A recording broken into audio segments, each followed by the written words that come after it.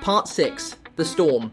The sky warned them before the wind ever did. It started with the clouds, tall grey-backed towers building over the sea in the early afternoon. Clara saw them as she arrived at the cove, backpack slung over one shoulder, intent on fitting the final cleats to Drift's deck. The air felt different. Still, heavy, as though the world were holding its breath. She dropped her tools beside the boat and looked out across the water. Far on the horizon, lightning danced inside the clouds, muted and flickering. The surf was restless, shushing and slapping against the rocks in a rhythm that didn't match the usual tide. Clara turned and saw Silas standing at the edge of the trees. "You see it too," she said. "Been watching it all morning," he replied. "You've got maybe an hour too if the wind's lazy." Clara glanced at Drift. The boat bobbed on her mooring, tethered just a few feet out from shore, looking eager and oblivious to the sky behind her. "I want to tie her down," she said. "Real secure." Silas gave a slow nod. "Let's do it. Fast." They worked quickly.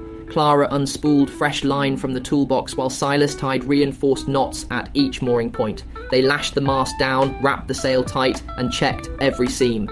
Clara's hands moved with practiced confidence now, the motions as familiar as breathing. Maeve arrived half an hour later, out of breath and carrying a pair of rain slickers. "You feel it?" she asked. Clara nodded. "It's like the air's full of pressure." "It is," Maeve said. "It's going to crack soon."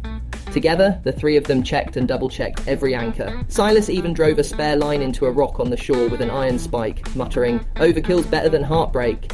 By the time the first drops of rain began to fall, fat, heavy and cold, Drift was tethered like a sleeping beast to the shore. "Go home," Silas said as thunder rumbled overhead. "Storm's not here to play." The sky opened up within the hour. Rain came in sheets, not drops. The wind howled through the streets of the little beach town, rattling shutters and bending trees sideways. Clara watched from the front window of their house, heart hammering with every crash of thunder. The power went out around 7. The cove, unseen beyond the black windows and storm-tossed trees, felt a million miles away. She imagined Drift tugging against her lines, water rushing beneath her, wind pressing against the mast.